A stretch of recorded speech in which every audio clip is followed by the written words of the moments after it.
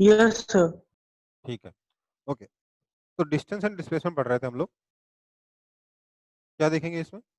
Distance क्या होता है? The total length of path through which a body moves is called distance travelled. और ये जो है distance travelled depends on the path followed by the body. जो path follow किया गया है उसके ऊपर डिस्टेंस डिपेंड करता है, पर डिस्प्लेसमेंट उस पर डिपेंड नहीं करता। डिस्प्लेसमेंट क्या होता है? Straight line distance between initial point and final point. ठीक है, इस डिस्प्लेसमेंट के पास डायरेक्शन होता है, डिस्टेंस ट्रेवल के पास कोई डायरेक्शन नहीं होता। डिस्प्लेसमेंट वेक्टर क्वांटिटी है, डिस्टेंस ट्रेवल्ड स्केलर क्वांटिटी। ठीक है, ये सब हम वीडियो में देख चुके हैं एक बार शायद। आप लोगों ने अगर वीडियो देखे हो तो देखा है कि नहीं देखा सबने? हाँ सर भाई देखा है। देखिए ना, ये सब तो पढ़ चुके हैं फिर अपन। ओके। तो कहने का मतलब है, इसके लिए सबसे अच्छा एग्जांपल आपकी बुक में जो दे रखा है वो ये है कि एक आदमी 4 किलोमीटर ईस्ट डायरेक्शन में गया, 3 किलोमीटर नॉर्थ डायरेक्शन में, तो डिस्टेंस ट्रेवल्ड कितना होगा उसका? आपकी आवाज क्लियर नहीं है बेटा। डिस्टेंस ट्रेवल कितना होगा? 4 + 3 7 किलोमीटर। जबकि डिस्प्लेसमेंट क्या होगा? ये straight line distance between initial and final point, that is 5 kilometre. ठीक है, दोनों के बीच में डिफरेंसेस यहाँ लिस्टेड हैं, फटाफट इसकी रीडिंग लगाते हैं। पढ़ने में आ रहा है डिफरेंसेस के नहीं आ रहा आपको? ये डिस्टेंस क्या होता है? It is the length of the path traversed by the object in a certain time. ठीक है, टोटल लेंथ ऑफ पाथ। जबकि it is distance travelled by object in a specified direction in a certain time, that is the shortest distance between final and initial position, उसको displacement कहते हैं। Distance travelled scalar quantity होती है और displacement vector quantity होती है। Distance travelled depends on path followed, जबकि displacement does not depend on path followed, it only depends on initial point and final point. Distance travelled is always positive. अगर हम straight line motion के बारे में बात करें तो डिस्टेंस ट्रेवल्ड हमेशा सिर्फ और सिर्फ पॉजिटिव होता है, जबकि डिस्प्लेसमेंट पॉजिटिव भी हो सकता है और नेगेटिव भी हो सकता है। डिस्टेंस ट्रेवल जो है वो डिस्टेंस ट्रेवल जो है वो हमेशा मैग्नीट्यूड में डिस्प्लेसमेंट से बड़ा ही होगा, क्योंकि displacement is the shortest possible path.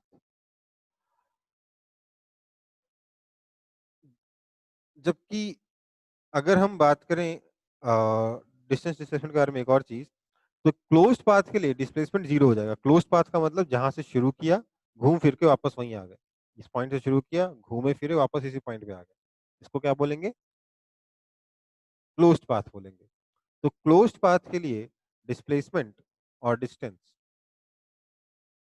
दोनों अलग अलग होगा। क्या होगा? डिस्प्लेसमेंट हमेशा जीरो होगा, डिस्टेंस ट्रेवल्ड जीरो नहीं होगा। ठीक है, एक और डिफरेंस है जो यहाँ मेंशन नहीं है, वो क्या है कि डिस्टेंस ट्रेवल्ड सिर्फ इंक्रीज होगा, जबकि डिस्प्लेसमेंट डिक्रीज भी हो सकता है। डिस्टेंस ट्रेवल्ड टाइम के साथ सिर्फ इंक्रीज हो सकता है। ऐसा नहीं हो सकता कि आपने पिछले एक साल में 2000 किलोमीटर ट्रेवल किया है, अगले एक दिन को जोड़ के आपने वापस से 2000 से घट के 1000 किलोमीटर हो गया। ऐसा नहीं हो सकता। डिस्टेंस ट्रेवल सिर्फ इंक्रीज हो सकता है, जबकि डिस्प्लेसमेंट डिक्रीज भी हो सकता है। ठीक है,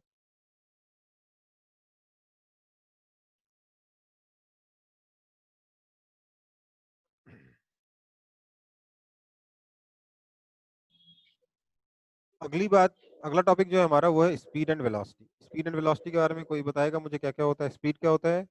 speed is the rate at which path is travelled and velocity is rate of displacement. मतलब स्पीड क्या होता है? Total distance travelled upon total time, simple. ये स्केलर क्वांटिटी है। ठीक है, नाउ स्पीड दो तरीके की होती है, एक एवरेज और एक इंस्टेंटेनियस। ठीक है, एवरेज स्पीड क्या होती है? The ratio of total distance travelled by total time.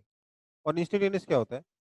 Distance travelled in a very very short time interval upon that time interval. कहने का मतलब इंस्टेंटेनियस स्पीड जो है वो एवरेज स्पीड ही है, but it is average speed for a very very very very small time. ये सब video में अच्छे से देखा था हम लोगों ने। ठीक है, अगला वेलोसिटी। वेलोसिटी क्या होता है? Velocity of a body is the distance travelled per second by body in a specific direction. Basically displacement per unit time को हम वेलोसिटी कहते हैं। डिस्प्लेसमेंट पर यूनिट टाइम को वेलोसिटी कहते हैं। ठीक है, डिस्प्लेसमेंट पर यूनिट टाइम को वेलोसिटी कहते हैं। ठीक। अब वेलोसिटी भी दो तरीके की होती है, एवरेज वेलोसिटी और इंस्टेंटेनियस वेलोसिटी। एवरेज वेलोसिटी क्या होगा? Total displacement upon total time. और इंस्टेंटेनियस वेलोसिटी क्या होगा? Instantaneous velocity is equal to average velocity, but it is velocity for a very small time interval. Instantaneous velocity is average velocity for a very small time interval. मतलब basically distance traveled, sorry, displacement in a very small time upon total displacement, total time. Sorry गलत बोल गया मैं, वापस बोलता हूँ। Instantaneous velocity क्या होगा? Displacement in a very small time upon that small time. ठीक है, उसको क्या बोलते हैं? Instantaneous velocity. अब इस एवरेज वेलोसिटी एवरेज स्पीड में कुछ फर्क है। एवरेज स्पीड और एवरेज वेलोसिटी में कुछ फर्क है। इंस्टेंटेनियस स्पीड और इंस्टेंटेनियस वेलोसिटी में कुछ फर्क है। ठीक है, हम उन डिफरेंसेस को देखेंगे। क्या होते हैं डिफरेंसेस, समझिए। जो आपका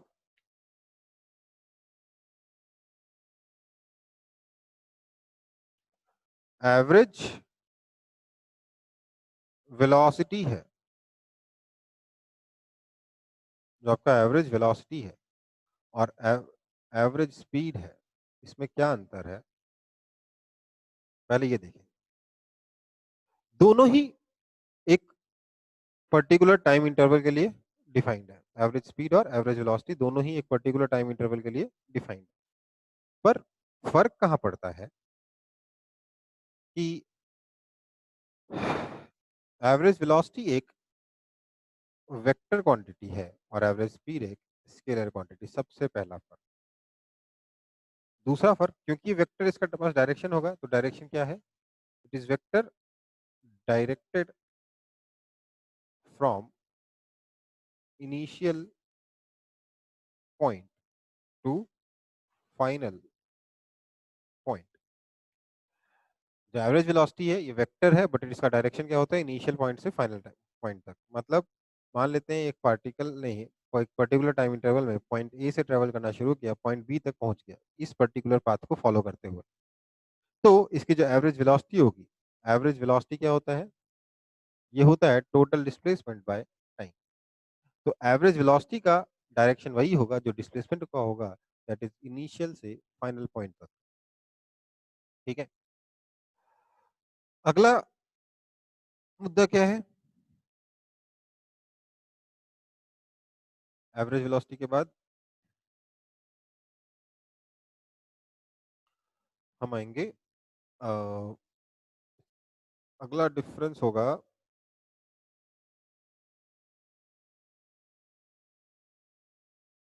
वेक्टर हो गया।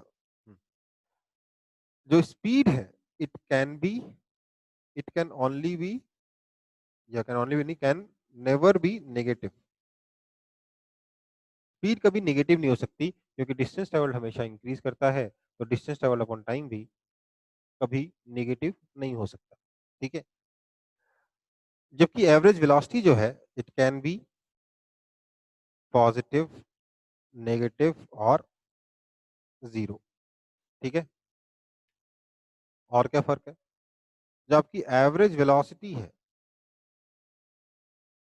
इसका मैग्नीट्यूड देखिए, डायरेक्शन तो इसका सही है, बट एवरेज वेलोसिटी का जो मैग्नीट्यूड है, इट इज लेस देन और इक्वल टू एवरेज स्पीड। और इसी का वाइस वर्सा यहाँ लिख सकते हो कि जो एवरेज स्पीड है,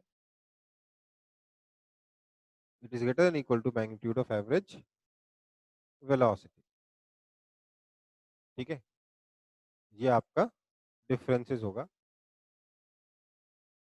ये पी नहीं, ये एवरेज है। ठीक है ना, एवरेज वेलोसिटी के लिए दो लाइन खींचिए, ये एवीजी है, यहाँ पे लाइन खींचिए एवरेज के लिए। और क्या डिफरेंस हो सकते हैं? मुझे ऐसा तो नजर नहीं आ रहा, बट ये मेनली तीन डिफरेंसेस हैं, और भी हो सकते हैं डेफिनेटली, बट मेरे को भी ध्यान नहीं आ रहा। कोई दिक्कत नहीं है उसमें, आपकी बुक में देख लेता हूँ अगर वो एक्स्ट्रा हो तो। हाँ, बोल रहा है कि एक क्लोज्ड पाथ के लिए जो आपकी एवरेज वेलोसिटी जीरो हो जाएगी। Average velocity is equal to zero for closed path या क्लोज पाथ का मतलब क्या हो गया, जहां से शुरू होकर घूम फिर के वापस वहीं आ गए, तो ऐसे पाथ के लिए आपकी एवरेज वेलोसिटी जीरो होगी क्योंकि डिस्प्लेसमेंट जीरो हो गया, जबकि average speed is not zero even for closed path. ये सब हम लोग पढ़ चुके हैं पहले ही, ठीक है। तो ये डिफरेंसेस हैं एवरेज वेलोसिटी और एवरेज स्पीड के बीच। अगर मैं वैसे ही बात करूं इंस्टेंटेनियस वेलोसिटी और इंस्टेंटेनियस स्पीड के बारे में, तो मैं अलग से लिखवा नहीं रहा हूं, यहीं पे बोल दे रहा हूं। इंस्टेंटेनियस वेलोसिटी और इंस्टेंटेनियस स्पीड यहां लिख बता रहा हूं। इंस्टेंटेनियस वेलोसिटी वेक्टर है, इंस्टेंटेनियस स्पीड स्केलर, क्योंकि स्पीड स्केलर होता है तो इंस्टेंटेनियस लो चाहे एवरेज लो स्केलर ही होगा। वेलोसिटी वेक्टर होती है, इसलिए चाहे एवरेज लो चाहे इंस्टेंटेनियस लो दोनों वेक्टर ही होंगे। पर फर्क क्या होगा, जो आपका इंस्टेंटेनियस वेलोसिटी है वो भी वेक्टर है, पर इसका direction tangent to the path होगा। कहने का मतलब अगर यही पाथ है और एक पर्टिकुलर टाइम पे इंस्टेंटेनियस वेलोसिटी के बारे में बात की जाए, तो उस इस इंस्टेंट पे इसकी वेलोसिटी इस टेंजेंट के डायरेक्शन में होगी। टेंजेंट का मतलब ऐसा लाइन जो आपके कर्व को सिर्फ एक पॉइंट पे छू कर निकल जाए, ठीक है। यहां पर अगर वेलोसिटी देखोगे तो इधर होगा, ठीक है। तो एवरेज वेलोसिटी जो है, सॉरी, इंस्टेंटेनियस वेलोसिटी जो है वो टेंजेंशियल होती है पाथ के, तो है वेक्टर बट उसका डायरेक्शन क्या होगा, tangent to the path. Average velocity का क्या होता है, directed from initial point to final point. Instantaneous velocity can be positive, negative और जीरो, जबकि स्पीड चाहे इंस्टेंटेनियस ले लो चाहे चाहे एवरेज ले लो, कभी नेगेटिव नहीं हो सकती, हमेशा पॉजिटिव ही रहेगी, या जीरो हो सकता है अगर पार्टिकल रेस्ट पर हो तो। एवरेज वेलोसिटी और एवरेज स्पीड के मैग्नीट्यूड के बारे में अगर बात करें, एवरेज वेलोसिटी का मैग्नीट्यूड और एवरेज नहीं, इंस्टेंटेनियस वेलोसिटी और इंस्टेंटेनियस स्पीड के मैग्नीट्यूड के बारे में बात करें तो दोनों बराबर होते हैं। एवरेज वेलोसिटी का मैग्नीट्यूड हमेशा एवरेज स्पीड से कम होता है, क्यों, क्योंकि डिस्प्लेसमेंट हमेशा डिस्टेंस ट्रेवल से छोटा होता है। ये कहाँ से आया, मैंने बताया था कि displacement is less than distance, तो अगर मैं इसको डिवाइड कर दूं टाइम से तो क्या बनेगा, average velocity is less than average speed, magnitude. पर इंस्टेंटेनियस वेलोसिटी के लिए ऐसी ये चीज ट्रू नहीं है। इंस्टेंटेनियस वेलोसिटी और इंस्टेंटेनियस स्पीड के लिए ऐसी चीज ट्रू नहीं है। इंस्टेंटेनियस वेलोसिटी और इंस्टेंटेनियस स्पीड मैग्नीट्यूड में इक्वल होते हैं। कैसे इक्वल होते हैं, क्योंकि हम बहुत ही छोटे टाइम इंटरवल के बारे में बात कर रहे हैं। छोटे टाइम इंटरवल के लिए आपका कोई भी पाथ स्ट्रेट लाइन पाथ होगा, इस वजह से उस पर्टिकुलर इंटरवल के लिए, छोटे इंटरवल के लिए डिस्टेंस ट्रेवल्ड और डिस्प्लेसमेंट इक्वल हो जाएगा, इसलिए इंस्टेंटेनियस वेलोसिटी और इंस्टेंटेनियस स्पीड इक्वल होगी मैग्नीट्यूड में, ठीक है। तो ये डिफरेंसेस हो जाएंगे इंस्टेंटेनियस वेलोसिटी और इंस्टेंटेनियस स्पीड के बीच में। तो ये हमारा कुछ बेसिक कॉन्सेप्ट्स हैं हमारे इस चैप्टर के। एक बार अपनी बुक से गो थ्रू जरूर करना, ठीक है।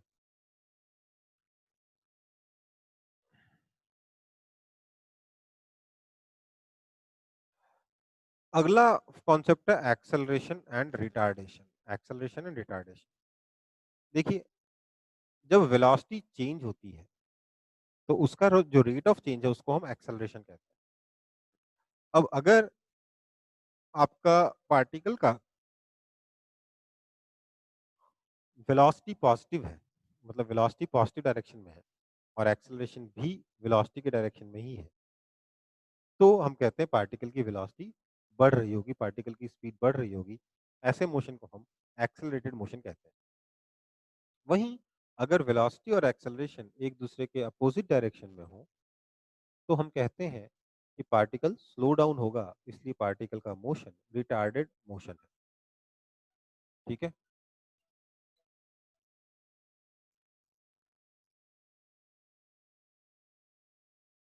समझ में आ रही बात।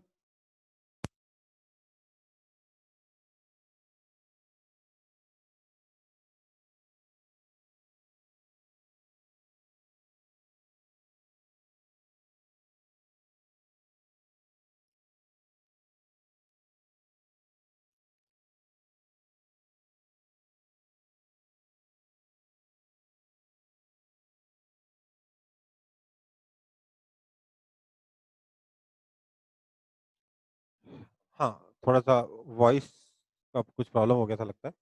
आ रही है आपको आवाज़ अभी? मुझे तो दिखा रहा है आपके जा रही है आवाज़। Okay. Yes sir. Yes sir. हाँ सर। हुँ, तो मैं कह रहा था कि जो एक्सेलरेशन मैंने ये सब वीडियो में बताया ना आपको कि अगर एक्सेलरेशन और वेलोसिटी का डायरेक्शन सेम होगा, तो स्पीड बढ़ती रहेगी, पार्टिकल का रेट ऑफ मोशन बढ़ता रहेगा, हम ऐसे मोशन को एक्सेलरेटेड मोशन कहते हैं। वहीं अगर दोनों का डायरेक्शन अपोज़िट होगा तो स्पीड डिक्रीज़ होगा, ऐसे मोशन को रिटार्डेड मोशन कहा जाएगा, ठीक है?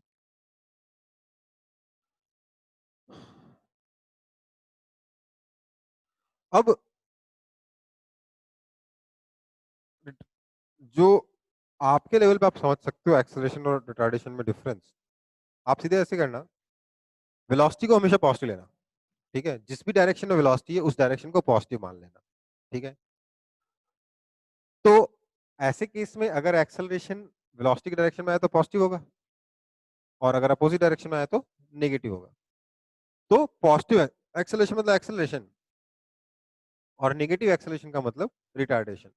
इसको लिए इस अगर आप इस तरीके से बात कर रहे हो कि retardation is nothing but negative acceleration, तो सिर्फ़ एक चीज़ का ध्यान रखना कि आप वेलोसिटी के डायरेक्शन को पॉज़िटिव मान लेना और कोई किसी चीज़ से कुछ फ़र्क नहीं पड़ेगा, ठीक है? लेकिन वैसे अगर आपको सही में डेफिनेशन लिखनी है कि रिटार्डेड मोशन क्या होता है? रिटार्डेड मोशन की डेफिनेशन होती है if acceleration of the body is directed opposite to its velocity, then particle will slow down of the body will slow down and we will say that the motion of the body is retarded motion, ठीक है? अब syllabus में हमारे syllabus में acceleration सिर्फ एक type का पढ़ना है हमें, यूनिफॉर्म एक्सेलरेशन। वेरिएबल एक्सेलरेशन सिर्फ यहाँ डेफिनेशन के लिए है, हम न्यूमेरिकल्स वगैरह सिर्फ यूनिफॉर्म एक्सेलरेशन के लिए ही करेंगे। अगर आपका एक्सेलरेशन टाइम के साथ चेंज नहीं हो रहा है, तो ऐसे एक्सेलरेशन को हम यूनिफॉर्म एक्सेलरेशन कहते हैं। वहीं अगर एक्सेलरेशन टाइम के साथ चेंज होगा, तो हम उसे नॉन यूनिफॉर्म एक्सेलरेशन कहेंगे। जो आपका एक्सेलरेशन ड्यू टू ग्रेविटी है, अच्छा यहाँ पर एक चीज़ और, आपकी बुक में ये फॉर्मूला दे रखा है, acceleration is equal to V minus you by T, change in velocity per unit time. ये डेफिनेशन है एक्सेलरेशन की, change in velocity per unit time. Final velocity V minus initial velocity, change in velocity divided by time क्या हो गया? Rate of change of velocity. तो rate of change of velocity का आपके पास ये जो फॉर्मूला दे रखा है, A is equal to V minus you by T, ये फॉर्मूला सिर्फ एक केस में वैलिड है, अगर एक्सेलरेशन यूनिफॉर्म है।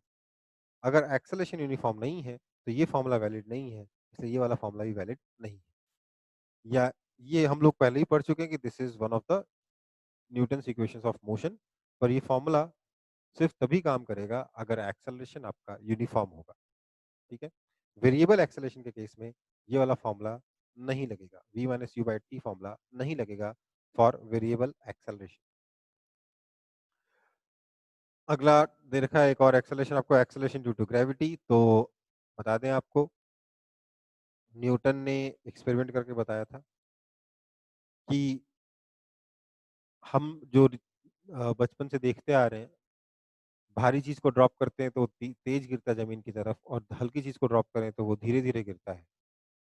इसका कारण सिर्फ एयर है, एयर का रेजिस्टेंस है। एयर क्या करता है, हल्की चीज़ को गिरने में से ज़्यादा रोक पाता है और भारी चीज़ को के गिरने की रेट को उतना कम नहीं कर पाता। इसलिए हमें देखने में लगता है कि हल्की चीज़ें धीरे गिरती हैं, कॉटन धीरे गिरता है, पेपर धीरे गिरता है और स्टील की बॉल बहुत जल्दी गिर जाती है, पत्थर ड्रॉप करोगे तो बहुत जल्दी गिर जाता है। पर न्यूटन ने क्या किया, एयर को पिक्चर से बाहर कर दिया, वैक्यूम क्रिएट किया और वैक्यूम के अंदर उसने अलग-अलग चीज़ों को ड्रॉप करके देखा। तो उसने देखा कि चाहे आप रुई ड्रॉप करो, चाहे आप पेपर ड्रॉप करो, चाहे आप फेदर ड्रॉप करो, चाहे आप स्टोन ड्रॉप करो, चाहे आप स्टील बॉल ड्रॉप करो, चाहे आप क्रिकेट बॉल ड्रॉप करो, चाहे फुटबॉल बॉल ड्रॉप करो, चाहे हॉकी की बॉल ड्रॉप करो, कुछ भी ड्रॉप करो, चाहे हॉकी की स्टिक ड्रॉप कर दो, कुछ भी ड्रॉप करो, सब कुछ, चाहे वो हल्का हो, भारी हो, छोटा हो, बड़ा हो, आड़ा हो, टेढ़ा हो, लूला हो, लंगड़ा हो, कुछ भी हो, सब कुछ सेम एक्सेलरेशन से नीचे गिरता है। सबका एक्सेलरेशन डाउनवर्ड डायरेक्शन में सेम होता है, ठीक है? सब कुछ सेम एक्सेलरेशन से नीचे गिरता है और वो एक्सेलरेशन होता है 9.8 मीटर पर सेकंड स्क्वायर। ठीक है, ये न्यूटन ने कहा।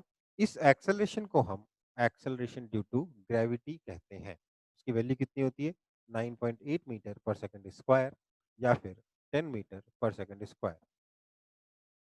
ये acceleration due to gravity depend नहीं करता है किस पे, आपके ऑब्जेक्ट पर डिपेंड नहीं करता है, इस चीज़ पे डिपेंड नहीं करता कि ऑब्जेक्ट बड़ा है या छोटा है, इस चीज़ पे डिपेंड नहीं करता कि ऑब्जेक्ट भारी है या हल्का है। ठीक है?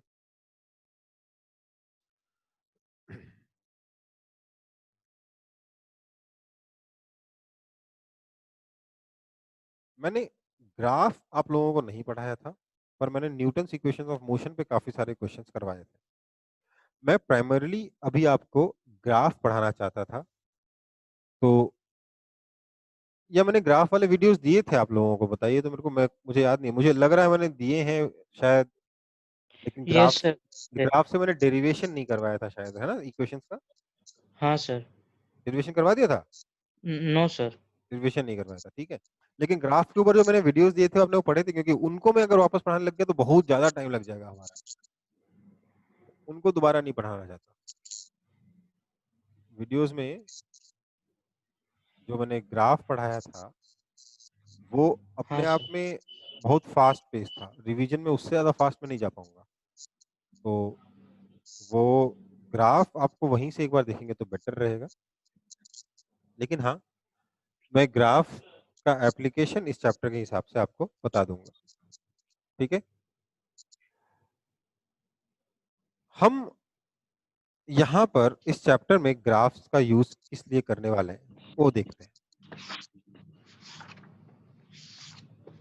देखिए, ये क्लियर है या अंधेरा-अंधेरा लग रहा है आपको वीडियो? क्लियर है सर। क्लियर है? ओके। हाँ सर। तो क्या होता है बेटा, जो ग्राफ देखना है हमें। हुँ, ग्राफ में बेसिकली हमें 3 तरीके के ग्राफ देखने हैं। डिस्प्लेसमेंट टाइम, वेलोसिटी टाइम और एक्सेलरेशन टाइम। एक्सेलरेशन टाइम बाद में देख लेंगे, मैं अभी बस ड्रॉ कर दे रहा हूँ।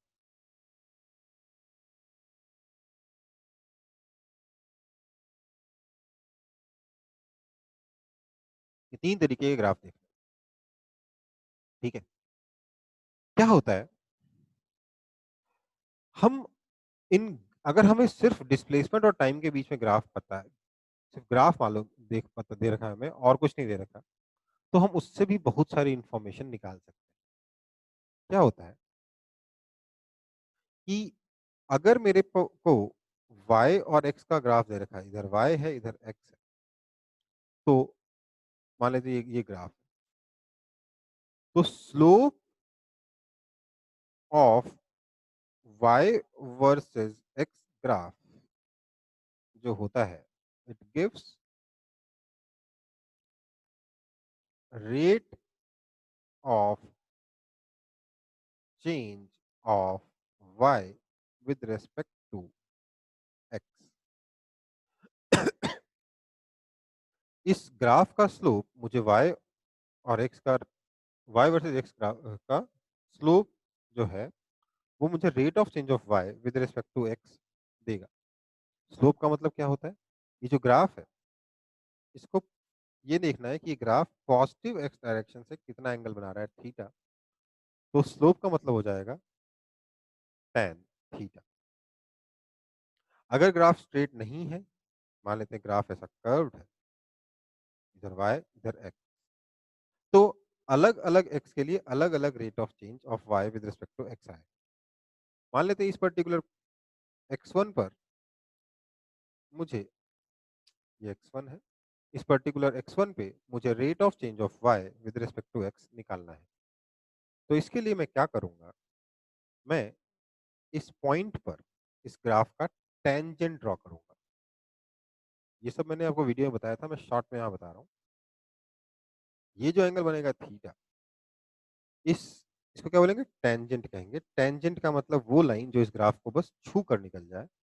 तो instantaneous rate of change of y with respect to x, instantaneous rate of change of y with respect to x जो है, it will be given by tan theta, that is slope of tangent. इसमें ध्यान देना पड़ेगा instantaneous rate of change है, क्योंकि इसका मतलब ये एक पर्टिकुलर लोकेशन पर ही होगा। वो पर्टिकुलर लोकेशन क्या है? x is equal to x1। तो instantaneous rate of change of y with respect to x at x1 will be slope of tangent at x is equal to x1। ठीक है। तो वैसे ही अगर मुझे डिस्प्लेसमेंट और टाइम का ग्राफ दे रखा है, लेट से मुझे एक पर्टिकुलर टाइम t1 पर rate of change of displacement with respect to time चाहिए। Now rate of change of displacement with respect to time क्या होगा? उसको हम कहते हैं वेलोसिटी। मतलब मुझे एक पर्टिकुलर टाइम t1 पे वेलोसिटी चाहिए। तो मैं क्या करूंगा? इस पर्टिकुलर टाइम t1 पे ये जो पॉइंट मिल रहा है हमें, इस पॉइंट पर मैं इस कर्व का, इस ग्राफ का एक टेंजेंट ड्रॉ करूंगा, एक लाइन ड्रॉ करूंगा जो इस ग्राफ को बस छू कर निकल जाए। कौन से पॉइंट पे छुए? तो इसी पॉइंट पर छू कर निकल जाए। तो इस स्ट्रेट लाइन को मैं कहूंगा टेंजेंट। इसका ये एंगल निकाला है मैंने थीटा। इस थीटा को कहते हैं इंक्लाइन। ठीक है, इंक्लिनेशन कहते हैं। ठीक है। तो इसका जो tan थीटा होगा, tan theta will be equal to rate of change of displacement with respect to time, मतलब कि वेलोसिटी। तो वेलोसिटी कैसे मिलता है? Slope of displacement time graph. ठीक है, यही चीज बतानी थी कि वेलोसिटी कैसे मिलता है? Slope of displacement time graph. वहीं अगर मुझे एक वेलोसिटी टाइम का ग्राफ दे रखा हो, तो इसका स्लोप निकाल के, मान लेते हैं ये स्ट्रेट लाइन ग्राफ है, तो इसका स्लोप निकाल के मुझे क्या मिलेगा? इसे उसको थीटा बोला था, इसको फाई बोल देता हूँ। तो ये जो tan फाई है, ये मुझे दे देगा एक्सेलरेशन। और क्योंकि हमें सिर्फ यूनिफॉर्मली एक्सेलरेटेड मोशन पढ़ना है, हमारे केस में एक्सेलरेशन और टाइम का ग्राफ इस तरीके का स्ट्रेट लाइन आएगा। एक्सेलरेशन क्योंकि कांस्टेंट है, और अगर एक्सेलरेशन कांस्टेंट होगा तो वेलोसिटी और टाइम का जो ग्राफ है उसका स्लोप कांस्टेंट होगा, मतलब ये वाला एंगल कांस्टेंट होगा, मतलब ये लाइन स्ट्रेट लाइन होगी। ठीक है। हमारे यूनिफॉर्मली एक्सेलरेटेड मोशन के केस में वेलोसिटी और टाइम का ग्राफ हमेशा स्ट्रेट लाइन आएगा। पीछे नहीं लेके जाना चाहिए मेरे को। ये जो पर्टिकुलर पॉइंट है, ये क्या है? Velocity at t is equal to 0, मतलब इसको हम इनिशियल वेलोसिटी u कहेंगे। ठीक है। तो हमने यहाँ पर दो चीजें सीखी। क्या? कि slope of displacement time graph या फिर slope of position time graph will give you velocity. दूसरी चीज, slope of velocity time graph will give you acceleration. तीसरी चीज एक और सीखी थी कि यूनिफॉर्मली एक्सेलरेटेड मोशन के केस में एक्सेलरेशन टाइम का ग्राफ कुछ ऐसा आएगा, और वेलोसिटी टाइम टाइम का ग्राफ जो है वो स्ट्रेट लाइन ही रहेगा, बट इंक्लाइन के साथ रहेगा। ठीक है। अगर एक्सेलरेशन निगेटिव है तो ये जो स्लोप है ये नीचे की तरफ रहेगा। ठीक है, समझ में आई बात? कहने का मतलब ये है, हम लोग जो एंटी क्लॉकवाइज डायरेक्शन में टाइम एक्सिस के साथ जो अगर एंटी क्लॉकवाइज डायरेक्शन में एंगल बन रहा है, तब तो एक्सेलरेशन जो स्लोप है वो पॉजिटिव होगा। और अगर क्लॉकवाइज डायरेक्शन में बन गया एंगल, तो स्लोप क्या हो जाएगा? स्लोप हो जाएगा नेगेटिव, मतलब एक्सेलरेशन हो जाएगा नेगेटिव। मैं उसके करस्पॉन्डिंग यहाँ पे ग्राफ ड्रॉ नहीं कर रहा हूँ, नहीं तो कंफ्यूजन क्रिएट होगा। बट आई होप आपको ये समझ में आ रहा होगा कि सिर्फ ग्राफ का स्लोप देखकर हम लोग डिस्प्लेसमेंट टाइम का स्लोप देखकर वेलोसिटी निकाल सकते हैं, वेलोसिटी टाइम का स्लोप देखकर एक्सेलरेशन निकाल सकते हैं। सिर्फ एक चीज का ध्यान रखना है कि कब स्लोप पॉजिटिव है, कब स्लोप नेगेटिव है। अगर ग्राफ ऊपर जा रहा है, टाइम बढ़ाने पर अगर डिस्प्लेसमेंट बढ़ रहा है, तो वेलोसिटी पॉजिटिव होगी। टाइम बढ़ाने पर अगर वेलोसिटी बढ़ रही है तो एक्सेलरेशन पॉजिटिव होगा। ठीक है। अगर टाइम बढ़ाने पे वेलोसिटी डिक्रीज हो गई तो एक्सेलरेशन नेगेटिव हो जाएगा। ऐसे में आपका ग्राफ नीचे की तरफ आएगा, उसमें अगर आप ये एंगल मेजर करोगे टाइम एक्सिस के साथ, तो वो एंगल आप देख सकते हो क्लॉकवाइज आएगा। क्लॉकवाइज एंगल के लिए आपका tan थीटा जो है वो नेगेटिव हो जाएगा। ठीक है, तो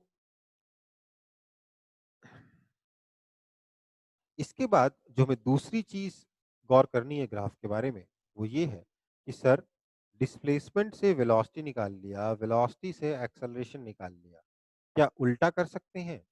क्या हम वेलोसिटी का ग्राफ देखकर डिस्प्लेसमेंट निकाल सकते हैं? और क्या हम एक्सेलरेशन का ग्राफ देखकर वेलोसिटी निकाल सकते हैं? ये देखना है। तो हमने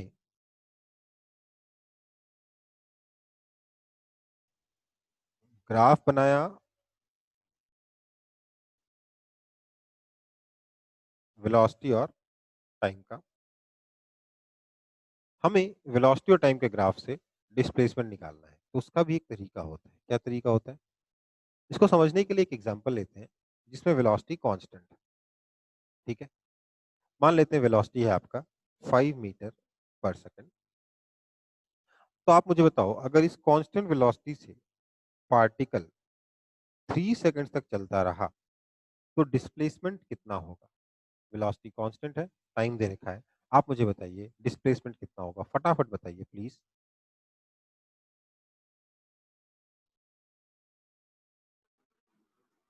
So 15 meter.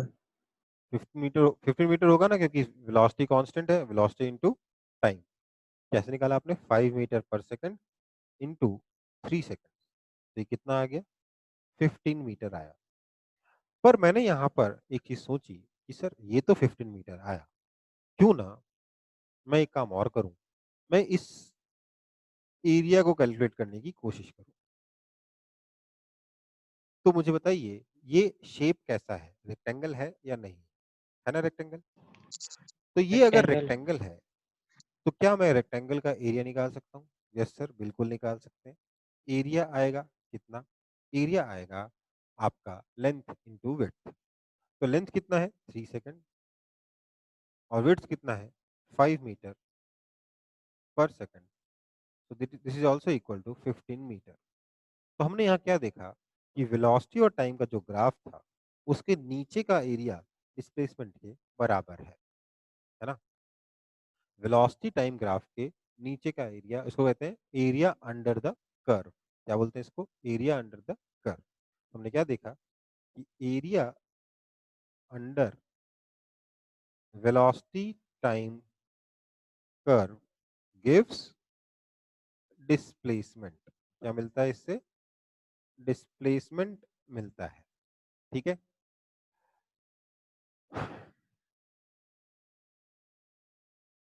जरूरी नहीं है कि सिर्फ इसी ग्राफ के लिए ऐसा हो। ग्राफ अगर आड़ा टेढ़ा किसी भी शेप का हो, मान लीजिए वेलोसिटी इधर है, टाइम इधर है, ग्राफ आपका लेट से ऐसा है, तो ऐसे में अगर आप बोलो कि मुझे टाइम t1 से लेकर टाइम t2 तक का डिस्प्लेसमेंट निकालना है, मुझे निकालना है displacement between t1 and t2, तो मुझे क्या करना होगा? मुझे कुछ नहीं करना होगा, मुझे बस ये वाला एरिया कैलकुलेट करना होगा। मुझे सिर्फ ये वाला एरिया कैलकुलेट करना होगा। This area I have to calculate. ठीक है, तो displacement between t1 and t2 क्या हो जाएगा? इस एरिया के बराबर। ठीक है, displacement between T1 and T2 will be equal to this particular area. ठीक है, area under the curve between T1 and T2। ये एरिया रेक्टेंगल नहीं है, ट्रेपीजियम है, तो ट्रेपीजियम का फॉर्मूला आपको लगाना होगा। ठीक, अब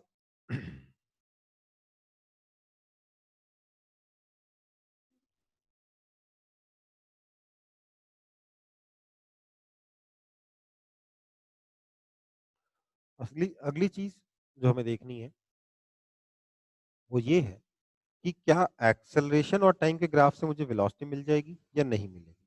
तो मैंने ग्राफ ड्रॉ किया acceleration versus time. Let's say ये मेरा ग्राफ है। ठीक है, तो अगर मैं ये वाला एरिया निकाल लेता हूँ, लेट्स से टाइम t1 तक का मैं ये टोटल एरिया निकाल लेता हूँ, ठीक है। तो ये एरिया मुझे क्या देगा? तो आप बोल सकते हो कि sir this area is equal to velocity of particle. This area is equal to velocity of particle. ये सरासर गलत होगा।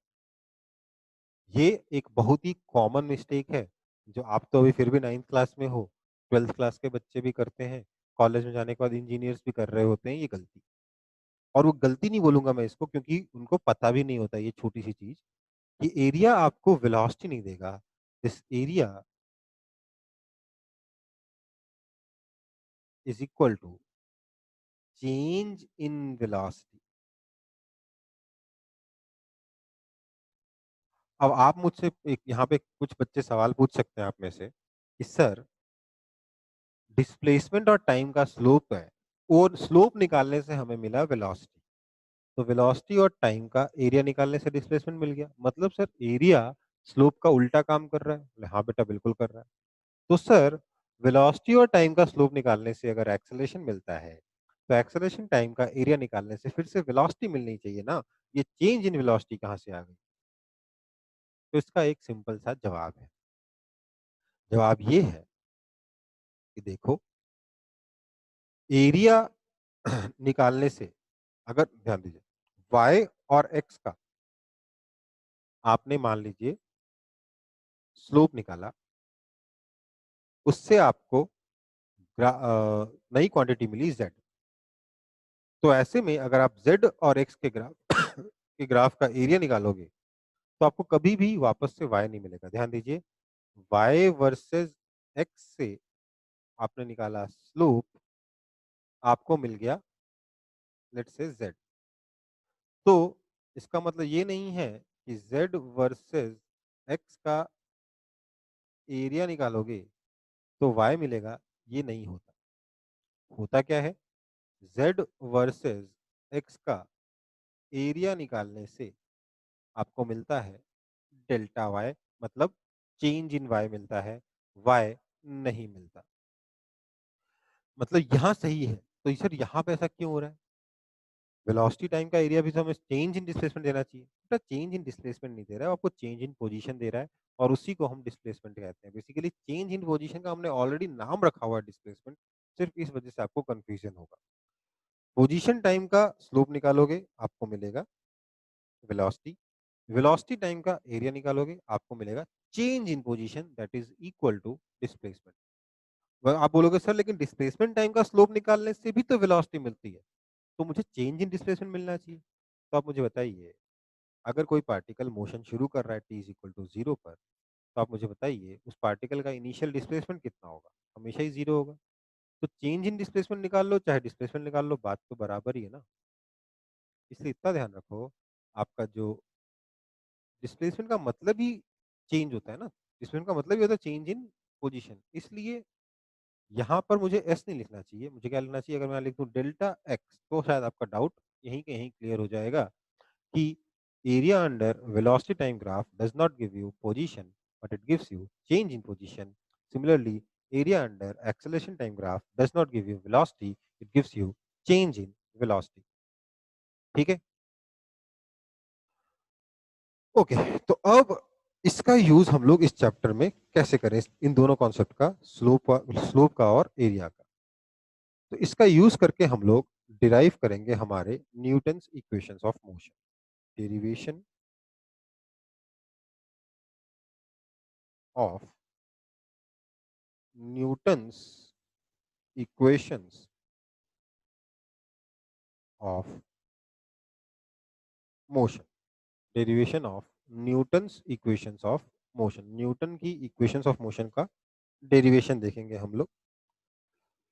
कैसे करेंगे देखते हैं।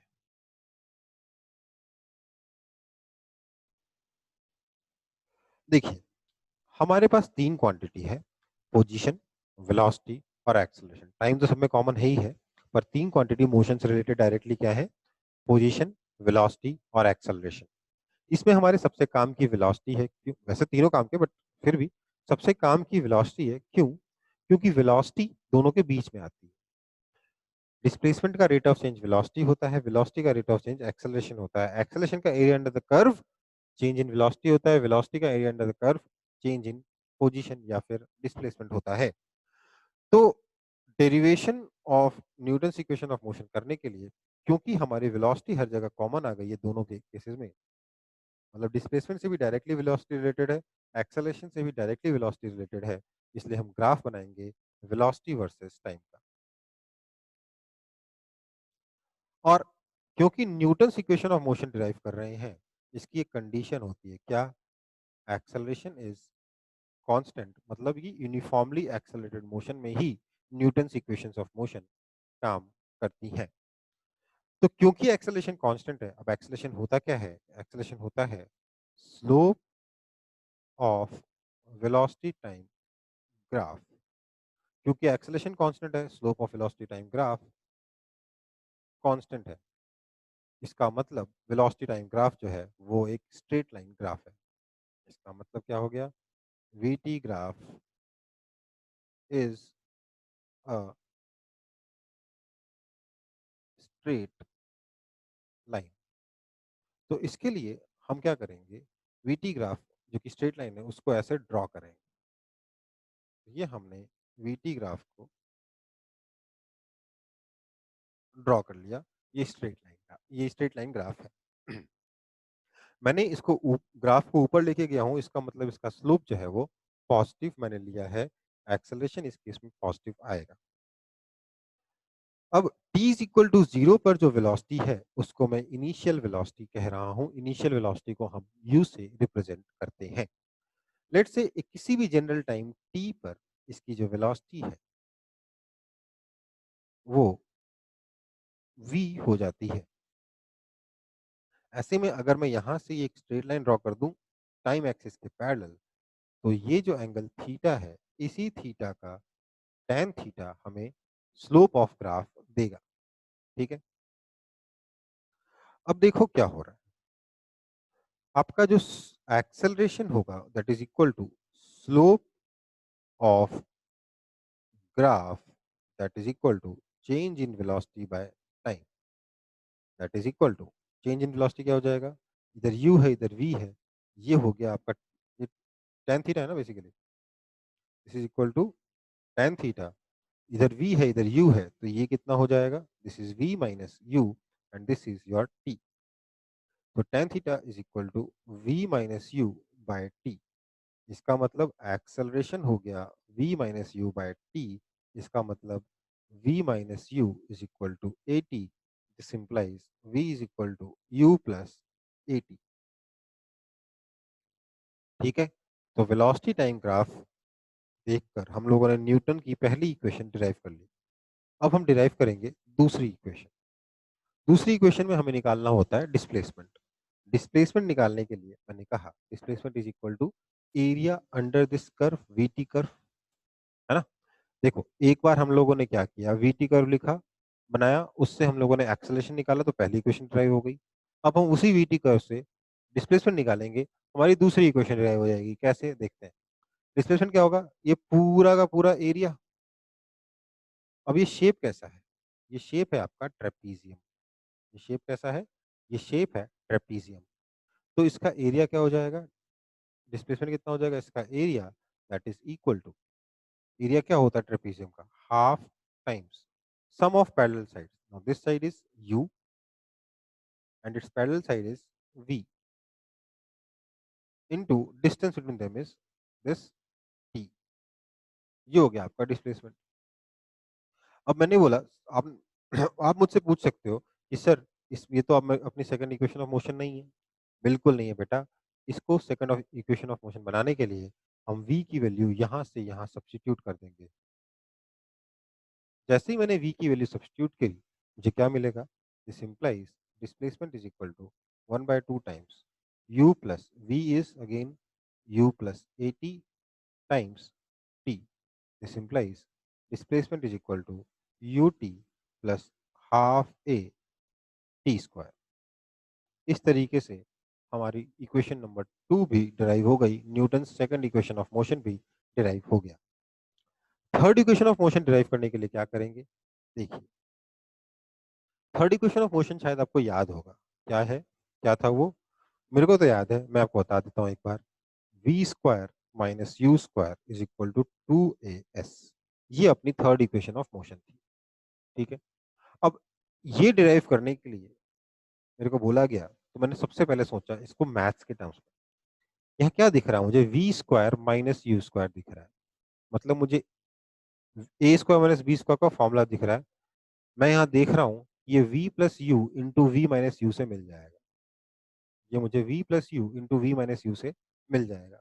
यहाँ मेरे पास v प्लस यू तो है, और यहाँ मैंने देखा तो मुझे v माइनस यू दिख रहा है ना। मैंने एक्सेलरेशन निकाला इस ग्राफ से, मुझे ये इक्वेशन मिली। मैंने इसी ग्राफ से डिस्प्लेसमेंट निकाला, मुझे ये इक्वेशन मिली। मैं काम करता हूँ, इस इक्वेशन को a और इस इक्वेशन को b बोल देता हूँ। तो क्यों ना मैं इक्वेशन नंबर a को b से मल्टीप्लाई कर दूं। क्यों किया मैंने ऐसा, क्योंकि यहाँ v माइनस यू है, यहाँ v प्लस यू है, v square minus u square तो मेरा बन जाएगा। तो मल्टीप्लाई कैसे करते हैं इक्वेशंस को, एलएचएस को एलएचएस से, एएस आ गया, आरएचएस को आरएचएस से। यहाँ है v minus u by T, यहाँ है 1/2 तो रखा हुआ है, 1/2 आगे कर देते हैं, v minus u by t into v plus u into t. तो टी टी तो कैंसिल हो गया, क्या बचा, v minus u into v plus u is v square minus u square. तो बन गई equation, this implies 2as is equal to v square minus u square. This implies v square is equal to u square plus 2as. ये अपनी equation number 3 बन गई, third equation of motion derive हो गई। तो इस तरीके से हम इक्वेशंस ऑफ मोशन को डिराइव कर सकते हैं using graph of uniformly accelerated motion. ये चीज़ मैंने आपको क्लास, मतलब सॉरी क्लास नहीं, वीडियोस में नहीं पढ़ाया था, तो प्लीज़ इसको अभी के अभी कॉपी कर लीजिए।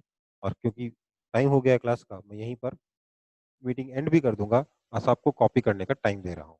किसी को कुछ डाउट हो तो मुझसे पूछ सकते हैं।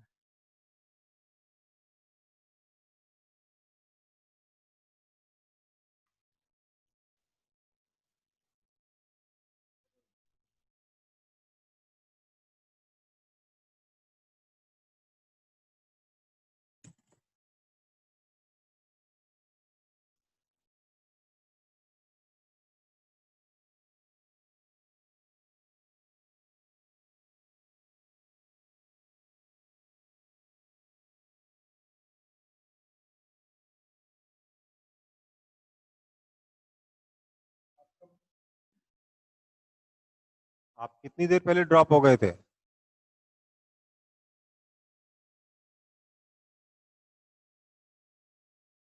मीटिंग से बाहर कितनी देर पहले ड्रॉप हो गए थे आप?